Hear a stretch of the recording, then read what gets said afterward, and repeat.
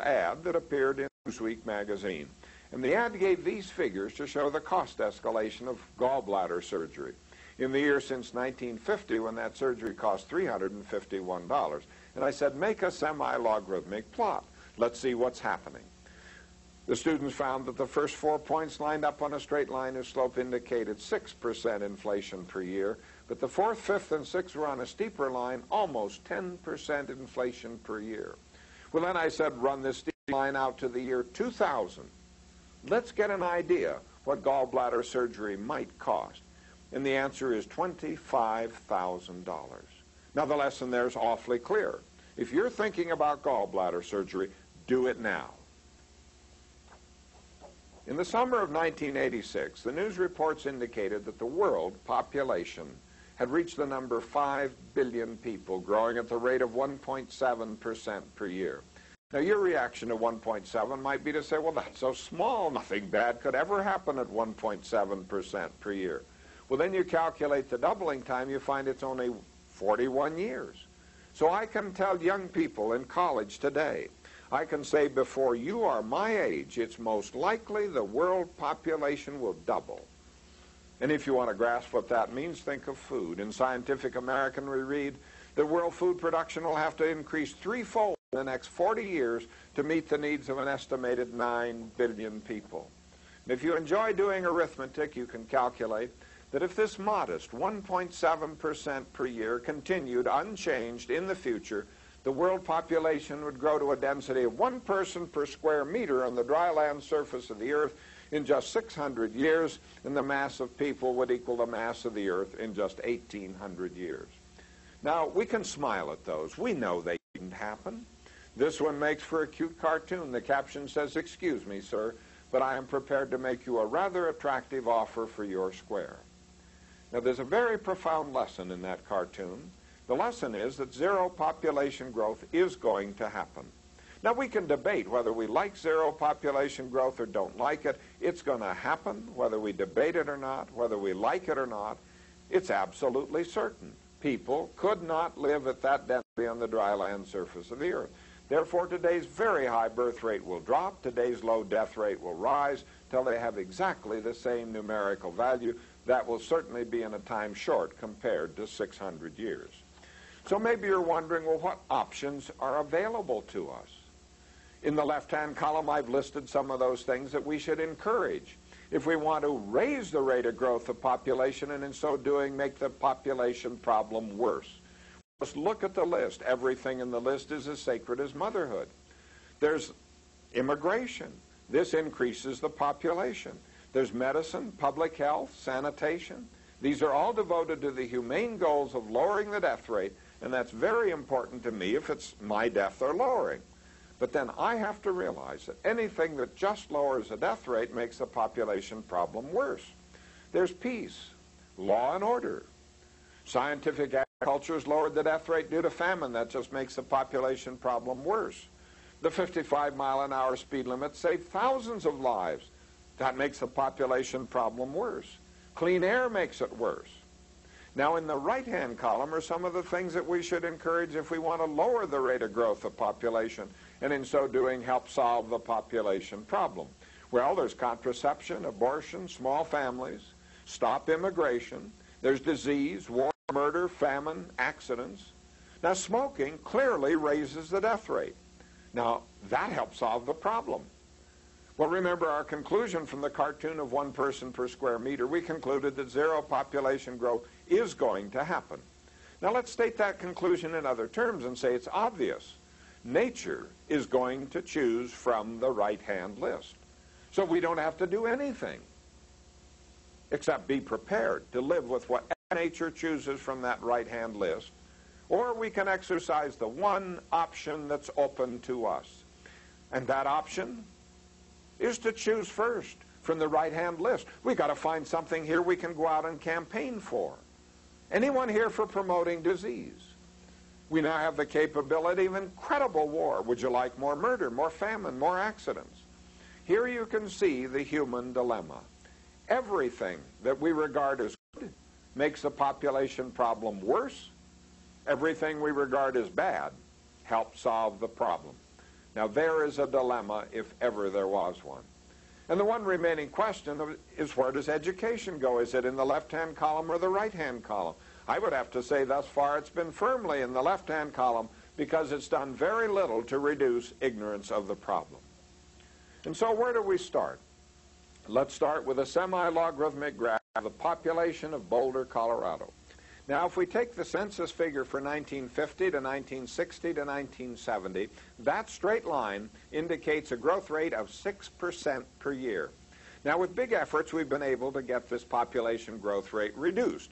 But let's take the 1990 census figure and ask, what growth rate would we need for another 70 years following 1990, up to the year 2060, so that the population of Boulder in 2060 would equal the 1990 population of your choice of a major American city?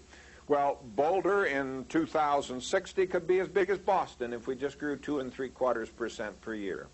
Now, if we thought Detroit was a better model, we have to shoot for 3.6% per year. But remember the historic figure on the preceding slide, 6% per year. If that could continue for one lifetime, Boulder would be larger than Los Angeles. Well, I'll tell you, you couldn't put Los Angeles in the Boulder Valley. Therefore, it's obvious that Boulder's population growth is going to stop. Now, the only question is, will we be able to stop it while there's still some open space, or will we wait until it's wall-to-wall people and we're all choking to death? Now, the problem's been around for a long time. Here's a more recent clipping indicating that it is still a problem. For a number of years, world-class athletes moved to Boulder in order to do their training here because the air was clean. But in early 1993, we read that the dirty air in Boulder is running some of these world-class athletes out of town. Now, it's interesting to read some of the things that are written about this. In one of those typical brochures that boost the city, we read that doubling its population in 10 years, Boulder is indeed a stable community. Now, what in the world are they talking about? You're going 100 miles an hour, you're doubling every 10 years, you're going 7% growth per year, and somebody says, we're stable, we're standing still, we're not moving. It's absolutely crazy, the kinds of things that you read about growth. Now, every once in a while, somebody says to me, but you know, a bigger city might be a better city. And I say, but wait a minute. That experiment's been done. We don't need to wonder what would be the effect of growth on Boulder, because Boulder can be seen in Los Angeles today. And for the price of an airplane ticket, we can step 70 years into the future, and we can see exactly what it's like. And what is it like? Well, there's just one aspect of what life is like in Los Angeles, and we're headed in this exact direction in most of the cities of the United States and of the world. Now, growth control is very controversial in Boulder, and I treasure the letter from which these quotations are taken. Now, this letter was written to me by a leading citizen of our community. He's a leading proponent of controlled growth. Now, controlled growth just means growth. This man writes, I take no exception to your arguments regarding exponential growth. I don't believe the exponential argument is valid at the local level. And so you see, arithmetic doesn't hold in Boulder. Now, I have to admit, that man has a degree from the University of Colorado. It's not a degree in mathematics, in science, or in engineering. Well, let's look now at what happens when we have this kind of steady growth in a finite environment. Bacteria grow by doubling, and one bacterium divides to become 2, the 2 divide to become 4, the 4 become 8, 16, and so on. Suppose we had bacteria that double in number this way every minute. Suppose we put one of these bacteria in an empty bottle at 11 in the morning and then observe that the bottle's full at 12 noon. Now, there's our case of just ordinary, steady growth. It has a doubling time of 1 minute, and it's in the finite environment of one bottle. And so I'd like to ask you 3 questions. Number 1, at what time was the bottle half full? Well, would you believe 11:59, 1 minute before 12? Because they double in number every minute. This is the characteristic of steady growth. Second question, if you were an average bacterium in that bottle, at what time would you first realize that you were running out of space?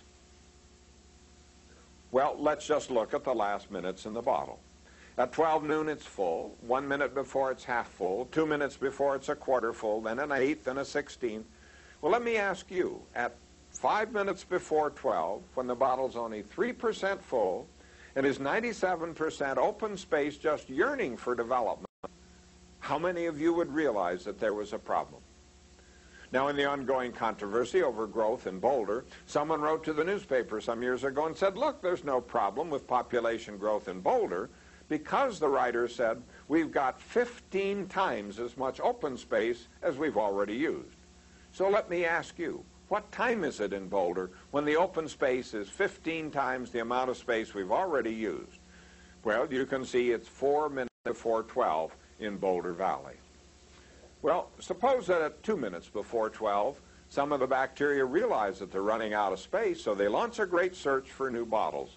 And they search offshore and on the outer continental shelf, in the overthrust belt, and in the Arctic, and they find 3 new bottles. Now, that's a colossal discovery.